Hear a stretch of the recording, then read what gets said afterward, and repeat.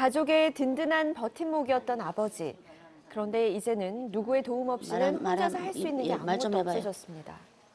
멀쩡하게 그냥 다 몸이 아무 이제 건강하게 걸어 들어갔는데 뭐 완전 식물인간처럼 돼가 있으니까. 그날 이후 왼쪽 몸을 전혀 쓸 수 없고 말도 할 수 없는 상태가 돼버린 겁니다. 불과 몇 달 전까지만 해도 주차관리요원으로 일을 했을 만큼 나이에 비해 건강했던 아버지였기에 누구도 지금의 상황을 예상하지 못했다고 합니다. 왼쪽 손이 이래 힘이 좋아지지 않는다고 저관리를 하시니까 마도 앉으니까 이리 잡아가 돈을 세는데 돈이 안 잡아진다는 거예요.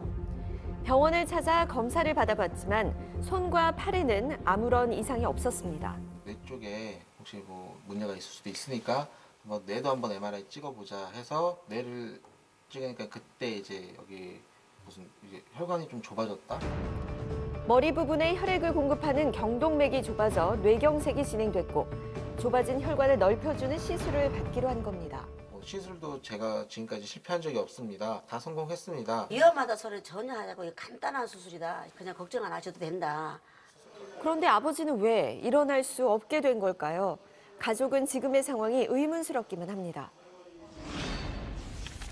네, 환자는 단순히 왼쪽 손에 힘이 주어지지 않아서 병원을 찾았는데 반신마비 상태까지 됐습니다. 환자 최초에 내원했을 때 상태가 어땠나요, 박사님? 예, 경동맥에 대해서 먼저 좀 말씀을 드리겠습니다. 사람이 심장에서 피가 뿜어져 나와가지고 뇌 쪽으로 올라가는데 가장 큰 혈관이 경동맥이라고 하는 동맥이죠. 네. 아주 쉽게 여러분들 목에 이렇게 만져보시면 맥박이 뛰는 자리가 있죠. 여기가 경동맥의 위치입니다. 그런데 혈관 질환이 있으신 분들은 여기가 많이 좁아지게 됩니다. 혈관이 이렇게 유지가 돼야 되는데 이 노랗게 돼 있는 게 이제 찌꺼기로 해서 좁아져 있는 그런 상태죠. 이런 찌꺼기들이 사실은 나중에 떨어져 나가면서 제2, 제3의 뇌경색을 일으킬 수 있기 때문에 중요한 겁니다. 실제로 환자분이 처음에 내원하셨을 때 MRI 사진을 좀 보시면요.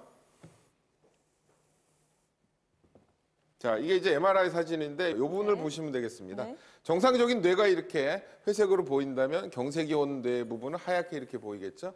그래서 경동맥 그 조영술, 혈관 조영술을 해보면 이 부분이 좀 이상하게 보이실 텐데 정상적으로 이렇게 혈관이 내경이 유지가 되지만 여기는 눌려 있는 것처럼 좁아 보이죠. 이것 때문에 사실은 이 뇌경색이 왔다고 보는 거죠. 자, 그렇다면 환자가 받았던 혈관 성형술은 정확히 어떤 시술인가요? 혈관 안에다가 철사를 넣고 그거에 따라서 풍선을 넣어서 벌려주고 다시 좁아지지 않게 철망을 넣고 오는 시술을 우리가 혈관 성형술이라고 합니다.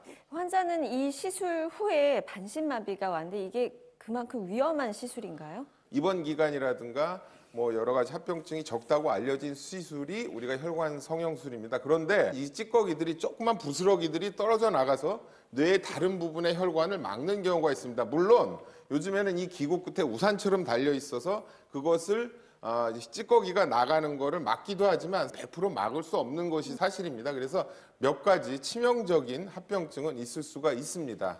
네. 가족들은 당시 시술을 말리지 못했던 것이 한스럽다고 말합니다. 좋아지셨어요. 호소리 되고 있는. 약물로서 점점 좋아지고 계신 상황이었어요. 시술 안 하고 그냥 집에 가자 뭐 이렇게 당일날도 말씀하셨고. 며칠간의 약물 치료만으로도 상태가 눈에 띄게 호전됐었는데 시술이 오히려 아버지를 힘들게 했다는 겁니다. 시술하고 들어가서도 좀 시간이 오래 걸리고 그러더니 갑자기 실패했다 그랬어요. 시술 실패했다. 실패했다고 하면 잘못된 거냐 했는데 자기네는 최선을 다했고 자기네는 문제가 없다. 시술 전 한 군데에만 있었던 경색이 다발성 뇌경색으로 악화됐음에도 불구하고 그로 인한 합병증은 오히려 환자와 가족이 감내해야 할 몫이 됐다는데요. 상태도 좋아지고 계셨는데 그렇게 시술을 바로 했어야 됐는지 좀 의심스러워요. 제작진은 이 사건에 대해 병원 측에 입장을 요청했으나 답변을 들을 수 없었습니다. 네, 원래는 경미한 뇌경색이었습니다. 그런데 시술 후에 다발성 뇌경색이 됐거든요. 상태가 더 안 좋아진 거라고 볼 수가 있는데 왜 그런 건가요, 박사님?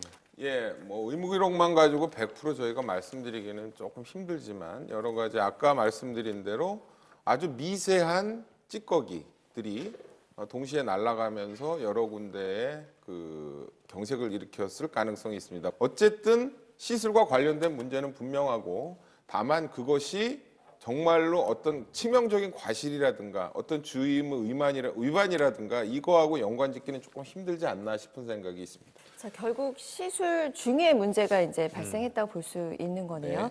그렇다면 이런 상황이면 의료 사고를 가족들 입장에서는 당연히 의심할 수 있을 것 같은데 변호사님은 어떻게 보시나요? 환자들 입장에서는 치료하러 들어갔는데 오히려 더 악화됐으니 이게 의료 과실이 아니냐 이렇게 문의하는 경우가 많습니다. 우리가 소도관이 막혔을 때 네. 안에서 관을 넣어서 하게 되면 소도관에 막힌 찌꺼기들 있잖아요. 네. 그 찌꺼기들이 오히려 날아가면서 소도관이 더 막힐 수 있는 것처럼 우리가 스텐트, 철사를 올리다가 오히려 이런 게 떨어져 나가서 또 뇌경색이 생길 수도 있거든요. 이거는 시술에 따른 불가피한 합병증이고 과실 책임을 물을 수가 없습니다. 정말 가족들이 답답해하는 부분은 약물 치료로 상태가 좀 호전이 되고 그렇죠. 있었는데 이 네. 시술이 꼭 필요했던 것이냐, 시술을 좀 병원 측에서 네. 너무 강행한 게 아닌가 하는 의심을 하고 있는데 우리 박사님 생각은 어떠세요?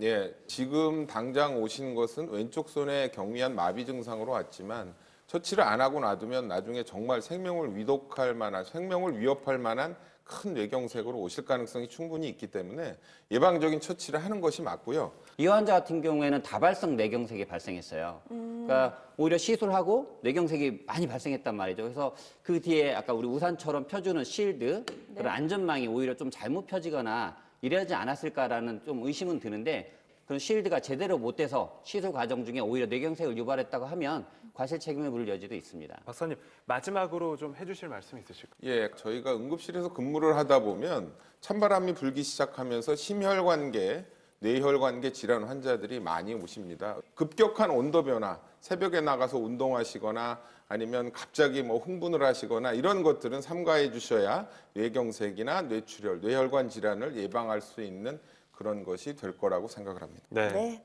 자, 의료은행 사태 오늘은 여기까지입니다. 오늘도 두 분 말씀 고맙습니다. 고맙습니다.